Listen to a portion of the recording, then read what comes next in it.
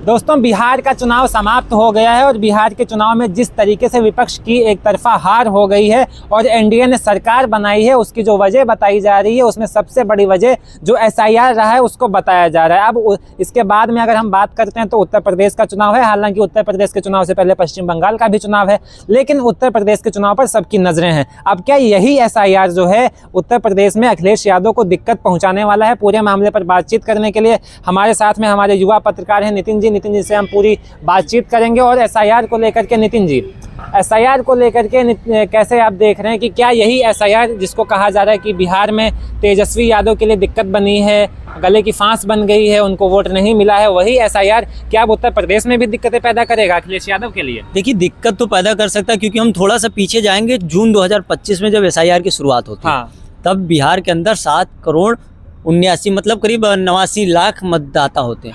60 करोड़ मतदाताओं के नाम काट दिए जाते हैं, 60 से 65 करोड़ बचते हैं 7 करोड़ 24 लाख मतदाता। अचानक वो बढ़ा के 17 लाख बढ़ा दिए जाते हैं, हो जाते हैं 7 करोड़ 42 लाख। ये चुनाव आयोग का डेटा कह रहा, हम नहीं कह रहे। 7 करोड़ 42 लाख हो जाते हैं। अब चुनाव आयोग जब वोटिंग होती है तो 66 पॉइंट कुछ % वोट होता, मतलब 5.5 करोड़ 5 लाख वोट डाले जाते हैं। 5 करोड़ 5 लाख वोट डाले जाते हैं और गिनती होती कितनी की? 7 करोड़ 42 लाख वोटों की गिनती होती है। अच्छा, अब ध्यान दीजिएगा इस बात पे। 7 करोड़ 45 लाख वोटों की गिनती होती है। टोटल मतदाता होता 7 करोड़ 42 लाख। 3 करोड़ मतदाता प्लस हो जाता बिहार में अचानक। 3 लाख प्लस हो जाता। लेकिन जो वोटिंग होती 66-67%, 5 करोड़ 5 लाख मतदाता वोट डालता है। तो ये 2 करोड़ 40 लाख मतदाता कहाँ से आया? ये वोट कहाँ से पड़े? अब भैया, चुनाव आयोग अगर चुनाव हाईजैक नहीं हुआ तो कहाँ से हुआ? ये सवाल बहुत बड़ा सवाल है। अगर इस पर गौर करे या विपक्ष पार्टियां गौर करे, सत्ता पक्ष तो गौर करेगा नहीं। विपक्ष को इस पर गौर करना चाहिए। मैं पूरे डेटे के साथ बात कर रहा हूँ। अच्छा। ऐसे नहीं बात कर रहा हूँ कि आपको लगता है पूरा। ये जून 2025 में एसआईआर होता, कुल मतदाता थे 7 करोड़ 89 लाख। अगस्त 2050 में ड्राफ्ट लिस्ट आती, इसमें 65 लाख मतदाता गायब हो जाते, कुल मतदाता बचते हैं 7 करोड़ 24 लाख। सितंबर 2025 फाइल ड्राफ्ट लिस्ट, अचानक मतदाता बढ़कर हो जाते हैं 7 करोड़ 42 लाख। यानी 18 लाख वापस आए हैं, बाकी 47 लाख अब तक गायब है, कुछ पता नहीं चला। यहीं से असली खेल शुरू हो जाता है। चुनाव आयोग वोटिंग के बाद कहता है बिहार में 66.91 मतलब 91% वोटिंग हुई। मतलब कुल वोट होने चाहिए थी लगभग 5 करोड़ 5 लाख। लेकिन खेल यहीं से और बढ़ जाता है। चुनाव आयोग ही बताता है 7 करोड़ 45 लाख को लोगों ने वोट डाले, ये चुनाव आयोग कह रहा है। यानी 2.4 करोड़ ज्यादा वोट जितने मतदाता ही नहीं थे पड़े। सबसे बड़ी हैरानी की बात है, मतदाता कुल 7 करोड़ 42 लाख, वोट पड़े 7 करोड़ 45 लाख। ठीक, मतलब 3 लाख वोट ऐसे पड़े जिनके नाम लिस्ट में थे ही नहीं। उसके बाद और लगभग 2 करोड़ 40 लाख वोट ऐसे पड़े जो 66.91 वोटिंग के हिसाब से असंभव है। अगर यह चुनाव हाईजैक नहीं हुआ तो फिर क्या हुआ? क्या बात, आप बताइए। सबूत हैं, ये आप चुनाव आयोग की वेबसाइट से चेक करिए, वेरीफाई करिएगा। यहीं से दूध का दूध पानी का पानी हो जाएगा और चुनाव आयोग के ऊपर सीधे ये सारी चीजें क्लियर हो जाएंगी। लेकिन नितिन जी, लगातार चुनाव आयोग को जब घेरा जाता है तो चुनाव आयोग किस तरीके से अपने हाथ ऊपर कर लेता है। आपने देखा होगा सीसीटीवी फुटेज भी मांग लेता है। तो जो मतलब आपने देखा होगा चुनाव आयोग की तरफ से कह दिया जाता है कि क्या अपनी बहू बेटों की इस तरीके की सीसीटीवी हमको पब्लिक करनी चाहिए क्या? ऐसे करके वो बातचीत करते हैं बार बार। मतलब चुनाव आयोग है कहीं ना कहीं से अपना एक सेफ वाला रास्ता है ना अपना लेता है। इस पर क्या कहेंगे?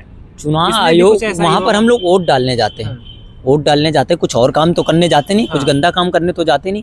तो क्यों हम नहीं सामने दिखा सकते वोट कितने पड़े? वोट वो वीडियो वायरल हो जाती जहाँ 6 साल का बच्चा वोट डालता है। लेकिन हम चुनाव आयोग वो फोटो नहीं दिखा सकता कि किसने वोट डाला किसने नहीं डाला और कितनी वोटें पड़े। ये नहीं दिखा सकता चुनाव आयोग।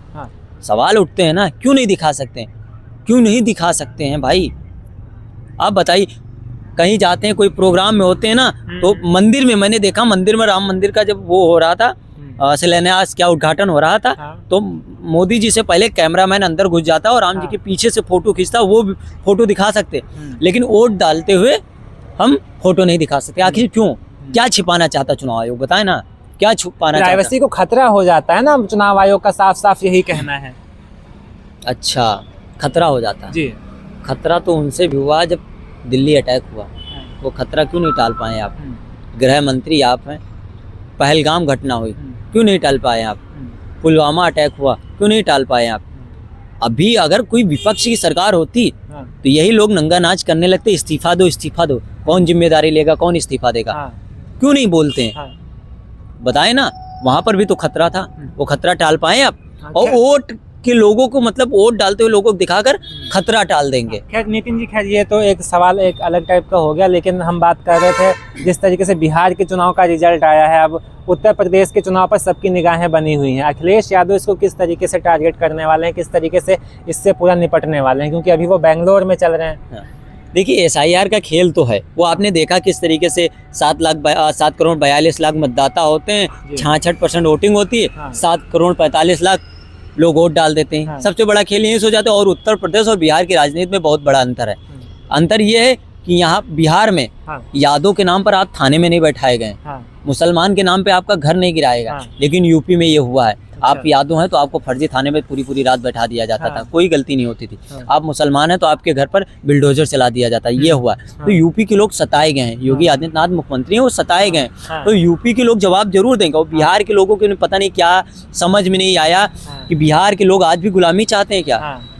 गुलामी चाहते हैं ना। ट्रेनें आती हैं, आपको गुजरात, केरल, महाराष्ट्र तमाम जगह भेज दिया जाता है, लेकिन आपको अपनी भविष्य की चिंता। लेकिन यूपी में ये नहीं होगा। और अखिलेश यादव एक बड़े परिपक्व नेता हैं। तेजस्वी यादव और अखिलेश यादव में जमीन आसमान का अंतर है। और अखिलेश यादव ने अभी से तैयारी अपनी शुरू कर दी है, अपने लोग तैनात कर दिए हैं, अपनी वोटें बनवा रहे हैं, पहचान कर रहे हैं। और अखिलेश यादव एकदम बारीकी से काम कर रहे हैं, फूंक फूंक के कदम रख रहे हैं, क्योंकि अखिलेश यादव भी 2017-14 से लगातार चुनाव हारते आए हैं। 14 हारे, 17 हारे, 19 हारे, 22 हारे, 24 सीटें जीते, लेकिन 24 चुनाव हम मानते हैं हारे हैं। अब 27 में करो या मरो की लड़ाई होगी समाजवादी पार्टी की, क्योंकि जो हाल अगर बिहार में तेजस्वी यादव का हुआ है, RJD का हुआ, अगर यूपी में हो गया तो ये सोच लीजिए पूरी तरीके से फिर हिटलर शाही और तानाशाही लागू हो जाएगी। कुल मिलाकर के अगर हम बात करें तो अखिलेश यादव ने अपने कार्यकर्ताओं को, अपने नेताओं को जमीनी स्तर पर अपने जो वो वोट बैंक है उसको मजबूत करने के लिए सबको काम बांट दिया है। अखिलेश यादव ने काम नहीं बांटा, अपने लोगों को जिम्मेदारी दी है कि आपकी पार्टी, आपकी जिम्मेदारी, आप अपना वोट बढ़वाइए, अपनी सरकार बनाइए। और साथ में अखिलेश यादव खुद लग गए। अखिलेश यादव खुद जमीन पर काम कर रहे हैं, लोगों से समझ रहे, लोगों को समझा रहे हैं, बता रहे हैं नहीं ऐसे करो।